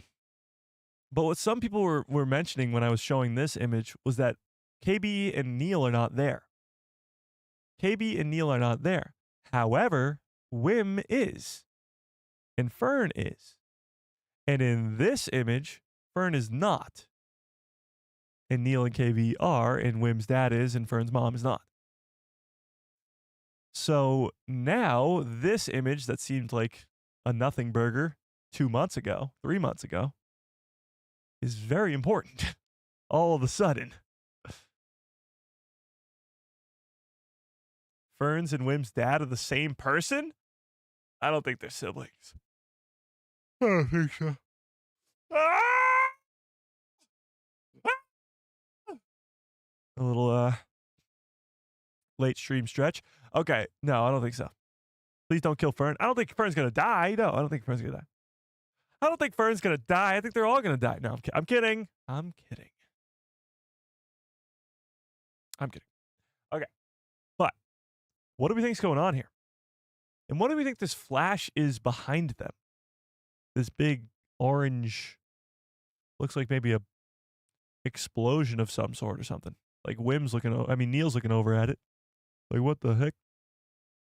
Is it possible they're in the middle of a battle right now? Maybe. The pirates have arrived. It's possible.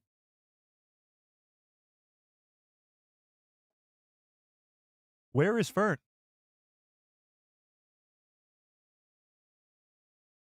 It's the Flash. Oh my God, the Flash is going to make a cameo in this show? That's crazy. They're rushing to save Fern and her mom. Interesting. Interesting.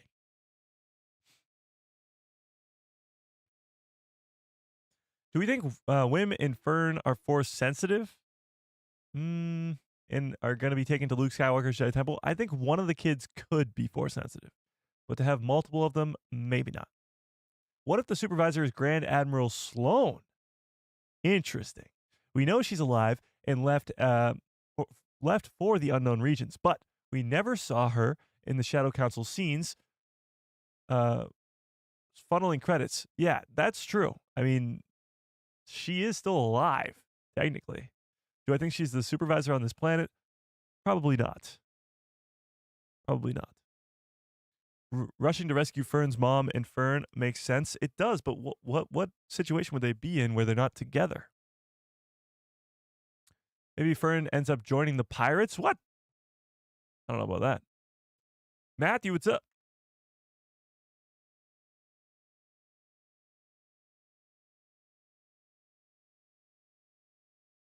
Fern is speed racer. Fern's control droids and her mom's too. What? The who now? That didn't make sense. What if the supervisor... Oh, I already read that. Is the pic them about to leave for the ship for the docking bay at sunset outside? What? What are you talking about? It's a ship? What's a ship? Can we take a second to look at this speeder? Wim's dad's speeder looks badass as fuck. I don't know. But this image went from being like the least important image of these four to the most. I mean, this one is crazy because it's ancient Sith writing. This one's awesome because it's Neil and he's awesome. This one's crazy because we didn't know what this planet was or what they were doing here or why it was just the two of them. But all of a sudden, this fourth image has become the most important.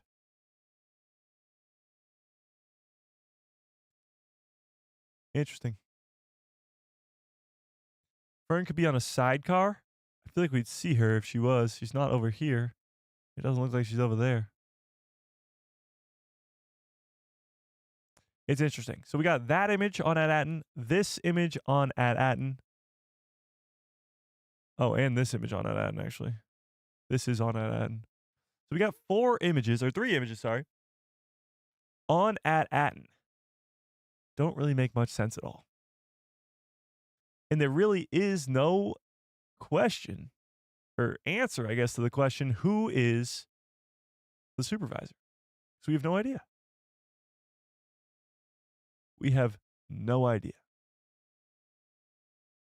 Maybe Fern and her mom are on bikes ahead leading the way. That could be. Could be.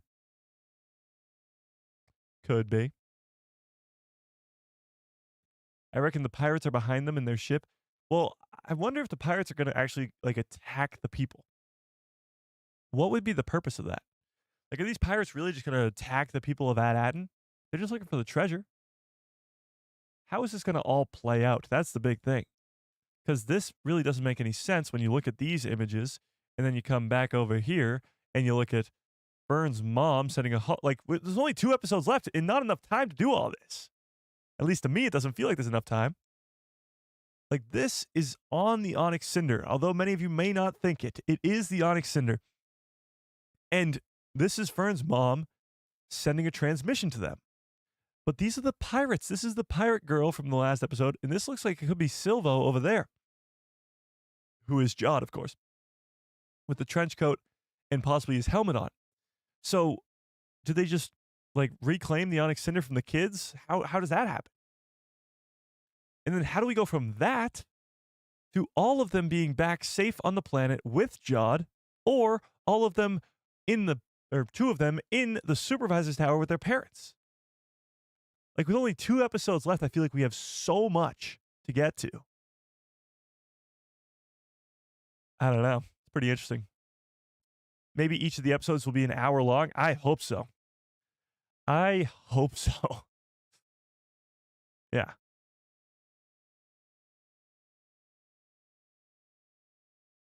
That's not a lightsaber that Jod has. It's a blaster. What? This?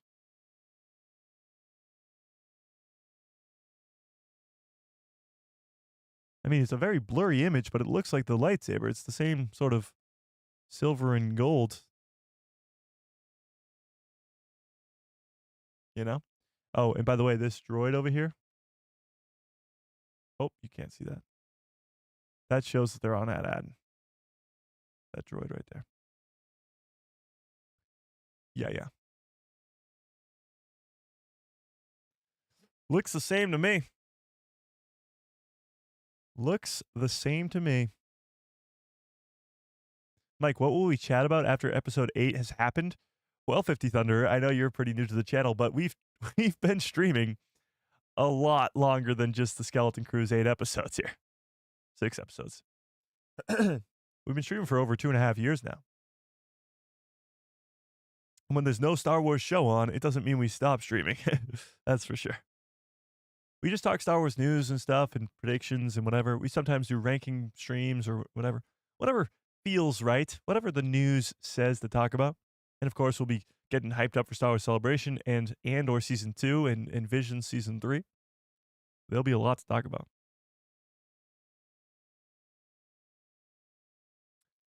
Of course, Skeleton Crew Season 2 as well. Wim isn't Force sensitive, so he can't be a Jedi. How do we know he's not Force sensitive? Rich. How do we know? It's just another Kim Possible remake, LOL.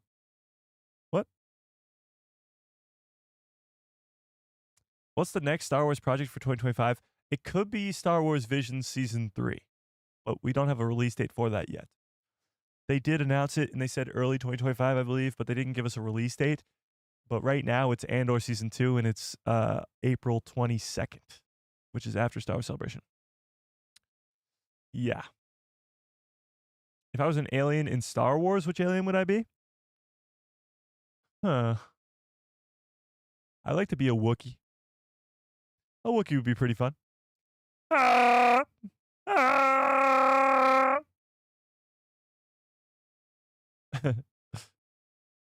Yeah. There won't be a Skeleton Crew Season 2? Why not? Why not?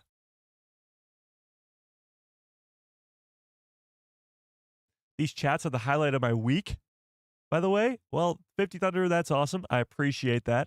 And they're definitely the highlight of my week, too. So they're quite fun. Especially when we get all these big-ass streams, when we're talking predictions for Skeleton Crew and stuff like that. It's the best. Nothing beats it. Nothing beats week-to-week Star Wars episodes, speculation with the Star Wars fandom. Nothing beats it. Nothing. Yeah. But episode 7 is going to be a big one. So all right, so we're coming close to the end of the stream, so let me hear your craziest predictions for this 7th episode. Craziest. I mean, like, Order 66 flashbacks, maybe even crazier than that predictions for this penultimate episode of Skeleton Crew. Tell me in the chat. Tell me in the chat. And I'm going to end this poll, by the way, because a lot of you guys, 75% of you guys think he'll be a good guy. 24%, the math is not mathing. 24% of you think he will be a bad guy. I'm leaning right now more towards bad guy, but I wouldn't be surprised if he ended up being a good guy. Yeah. I would not be surprised. What would the plot be for season 2? Well, if these characters are truly going to be brought over to the Mandoverse movies, Dave Filoni's movie, then there's literally anything could happen. Anything. Yeah. The Mind of Lucas says viewership numbers are too low, hence no Acolyte season 2. Well, that's a little bit different. Andor had low viewers too, and that got a second season. Yeah, no? Yeah. An Anakin cameo? That would be crazy. Now that is a crazy one. Snowball will end up saving the day, bringing SM-33 back to life, and then Jod saves him. No, but I do want to see SM-33 back in action. I want to see SM-33 be all badass again. We only got sort of a glimpse of it in episode 3, was it? 2, maybe even? Episode 2. Episode 2, we got this badass fight scene where he looked like Captain America out there. And then since then, SM-33's kind of been sort of on the sidelines, not doing much. I want to see him back in action. Yeah. Skeleton Crew is #1 on Disney+. That's true, but the viewership numbers are still very low. That top 10 thing is a fairly new thing on Disney+. Now, granted, I have not seen the numbers from the last, 3-4 weeks. I've only seen the first week's numbers, premieres numbers. So it could be going up and up and up and up. Yeah.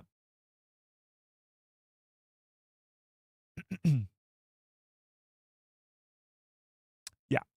Brutus versus SM-33, that would be awesome. That would be awesome. I want to see just SM-33 go take out 100 pirates at once.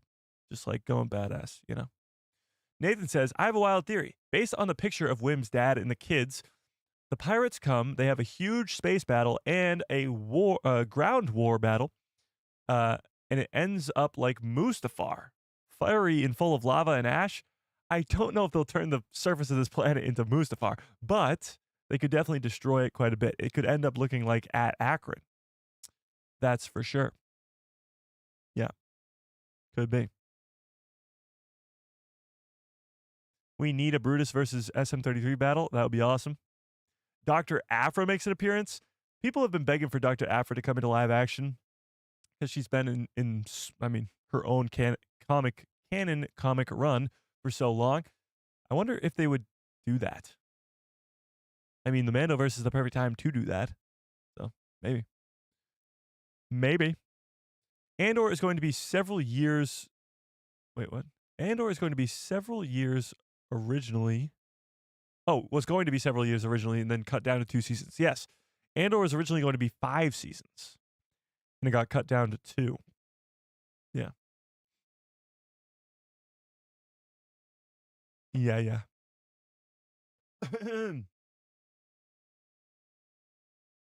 Hi, Sam. Sam's not here. Sam is not here. No.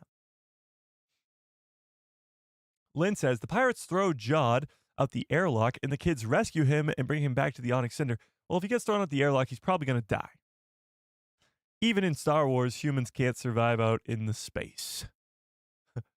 No. Unless he has some sort of mask on or something. Wim needs to learn about Order 66. The kids got a lot to learn about, that's for sure. They still think this is some safe planet protected by Jedi. It's not the case. And they're going to be in for a rude awakening. So it'd be wild if they did learn about Order 66. Yeah.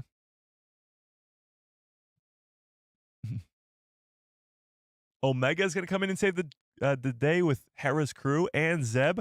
That would be wild. Omega in live action, I was hoping we'd see in the Galactic Crew series, but it didn't happen. No, it did not. Sadly. Oh, Rose with a very generous $5 holla says, what if the Mandalorian and Grogu movie is about the battle of Aton?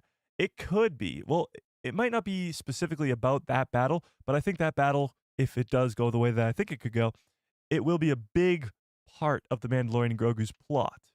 I don't think the Mandalorian and Grogu will be about that battle, but the aftermath of the battle. If that makes sense. Yeah. But I appreciate it, Rose. I really, really do. That's very, very generous.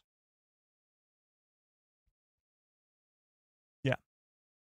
The presence of off-worlders triggers all Aton robots to go limb from limb mode. That would be wild. If these safety droids or whatever on Aton just go like crazy and start attacking people, that would be insane. I think Aton does have a defense system. Like we saw on Akron with the giant sort of machine gun on the roof of the turret, I guess, on the roof of the school. Like they have a defense system against intruders. So it's possible that when the pirates do arrive, the people of Aton, the droids of Aton, will fight back, and it'll be pretty cool. We'll get an awesome fight scene, that's for sure. What if the supervisor is Fern's dad? Well, we don't know who Fern's dad is, but I feel like Fern's mom would be able to get a communication out to her kids, and Fern's dad would probably want to save his kid as well, if that were the case, so I doubt it. Yeah. I doubt it. Mike, any new subscribers this stream? We did have a couple people say that they were just subscribed, but I don't know if it was because of this stream or not, so I don't know. Mandalorian and Grogu needs to lift up Thrawn for Filoni's movie. I agree. The Mandalorian and Grogu movie has a lot to accomplish, it being the first Star Wars movie back in theaters. But it needs to make Thrawn a big enough villain, the same level as Palpatine or Vader. He needs to set him up as this badass. And it needs to do it right, because he needs to be the villain that people, normie fans, know, fear, and want to see more of. And that's a hard task. That'll be a very, very hard task to accomplish. But if anybody can do it, it's John and Dave. Yeah. Luke's twin sister survived in space? You mean Leia? Why'd you say Luke's twin sister? Leia survived in space. That is true. That is true. But everybody else died. Imagine they sort of doubled down on the Leia Mary Poppinsing through space with Jod Mary Poppinsing through space. That would be wild. A lot of fans would have a lot of not nice things to say about that. Yeah. Yeah, what if the pirates show up and fight all the droids? Well, that's what seems to be what we're leading towards here. Yeah. Yeah.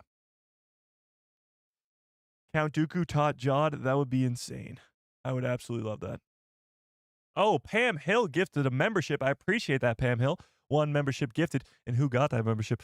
Cannibal the Dragon. Welcome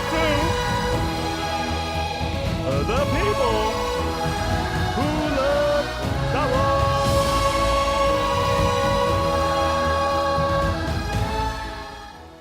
Welcome to the people who love Star Wars, the Cannibal the Dragon. I appreciate it, Pam Hill. That is very, very generous. I always forget about that, but you can gift people memberships if you already have a membership and you know people who don't have one, whatever. You can gift a membership. It's very muchly appreciated, Pam. I appreciate that quite a bit. Oh, Darth Drafter with a $10 holla. Damn, you guys are feeling generous today. I appreciate it. Says, the supervisor is going to be Jeff Goldblum as the giant wizard head, and they're all going to start singing and dancing. I hope not. I really, really hope not. I believe that is a reference to Wicked. Correct me if I'm wrong. As I have not seen the movie, but no. And I appreciate the super chat. I really do. Yeah. No. Well, Jod can sing. That's true. They already did sing last episode. Yeah.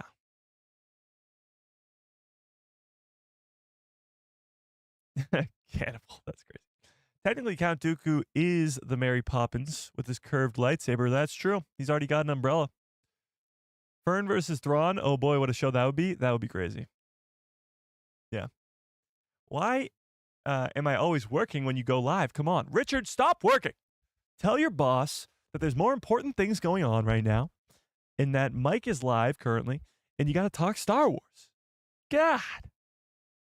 Mace Windu is the supervisor? No. I like the crazy theory, though. Dedra and Cyril are the greatest love story ever told? No. What if episode 1's opening scene was actually a flash forward to episode 5 or 7 or 8 sometime? Somehow he escaped with the mask. I've heard this theory already. I hate it. Like, I've never heard a theory stupider in my life. The opening scene of episode 1 that sets up Captain Silvo to be captured by the crew, where we meet him in episode 2, where the kids meet him.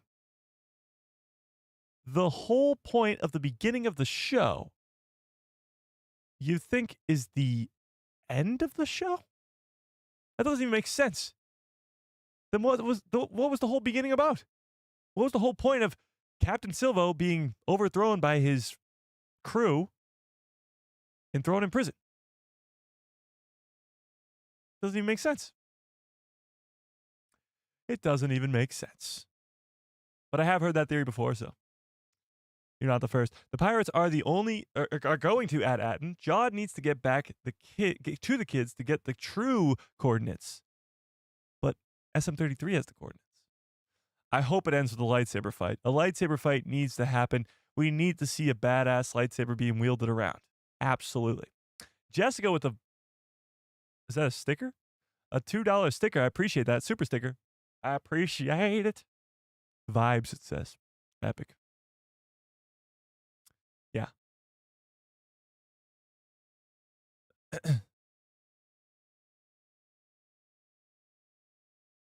The beginning being the end is an actual theory I heard on another channel too.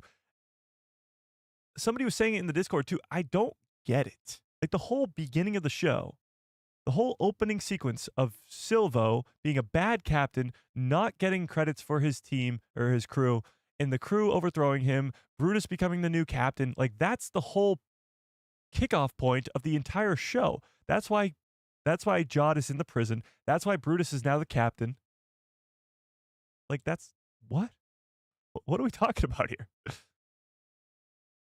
Yeah. Lightsaber fight with the supervisor. Well, that depends on who the supervisor is, but yeah, I'd love to just see the lightsaber come out. The thing is, there have to be another lightsaber to combat it, or a Beskar spear of some sort. I don't know. Maybe you could just start chopping, slicing, and dicing, chopping people's heads off. Yeah, possibly. We need to know how 9 planets have been destroyed when 1 survived. Well, 8 planets, yeah. Why were not all of them destroyed? Yeah, we got to know why the 1 remained the same. There's a lot of unanswered questions that need to be answered in these last 2 episodes. About Jod's character, but also about Aton.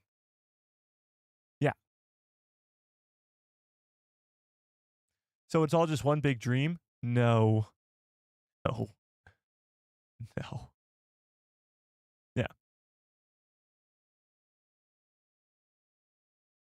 The beginning scene as the end does not check out. The captured crewman says that they are protected by the New Republic, and the New Republic credit is in the vault. Exactly. Yeah. Jabba's son is one of the people flying the X-Wing pilot. Now we're talking. What if the supervisor is a lost Jedi or pirate or smuggler? They got lost smuggling in Outlaws. There's a lost smuggler in Outlaws named Jet Cordo, and he had to lay low after a big heist. What if he's the supervisor on Aton? That would be insane. Now that's an insane theory. Yeah. Yeah. I'm not going to touch on that because I don't want to crap on anybody or anything, but YouTube is actually changing their algorithm now.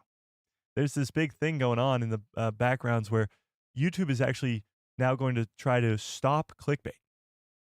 Stop it. Meaning if something is clickbaited, then they're not going to push it out as much, which is pretty wild to me. Because I try to stay away from clickbait as much as I possibly can. Obviously, I want people to click on my video, so I make my thumbnails as intriguing as I possibly can, with question marks and pointing arrows and big red things and whatever. I try to get people to click on my video. It's something I have to do as somebody who's trying to create content. But usually with my live stream titles, I like to make them questions like, will Jod be a Jedi? Will we get an Order 66 flashback? Whatever it is. With a bunch of question marks, speculation, whatever. When it comes to my videos, I like to, well, breakdowns are different because it's a breakdown. But I like to sort of get to the point, straight across. Clickbait's not something I usually do or what I ever do. When it comes to other content, and I'm not even going to talk about Star Wars content, whenever it comes to any content, when I click on a YouTube video that's like, you want to see this, and then it's just not that, it really pisses me off. So get rid of that entirely is just genius by YouTube. And it will actually stop a lot of hate and negativity, not only in the Star Wars universe, but just across the platform in general. And it'll be great. So for those of you out there that are trying to start up a YouTube channel of any sort, don't use clickbait. It'll make it so that the fans who show up to your stuff like you more. If you're just straight up lying to them with your titles and your thumbnails, they're not going to like you. Yeah. Just letting you know. But yeah. Yeah.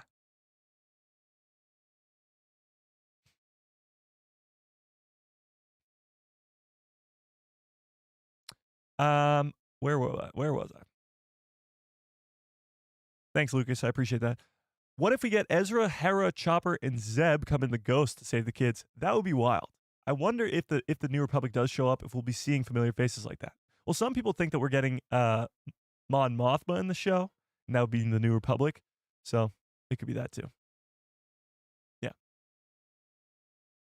Oh, we have passed the 2-hour mark. Oh crap! I do have to get on out of here soon. Okay, we got a couple minutes. Okay. Okay, so episode 7 is in a couple days, and we're gonna finally learn about Jod's backstory.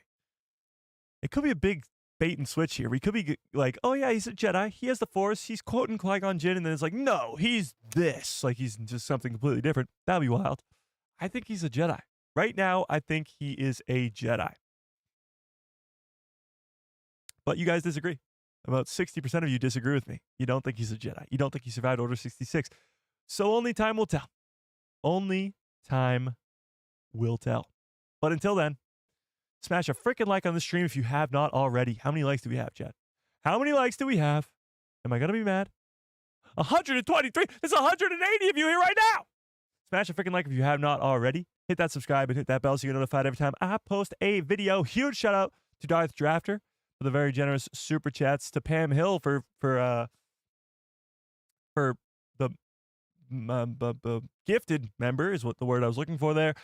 Jessica for the super chat, Rose for the super chats, Andy K, Darth Plagueis Lives, another Mike who loves Star Wars, in the mind of Lucas for joining at the night level. I appreciate you all so much more than you will ever know.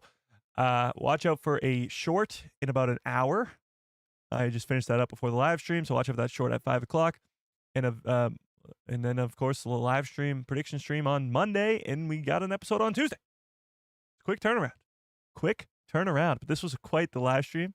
I appreciate all you guys so much more than you'll ever know. Smash a freaking like on your way out. Hit that subscribe. Hit that bell. Blah blah blah blah blah. And yeah, may the force be with you always.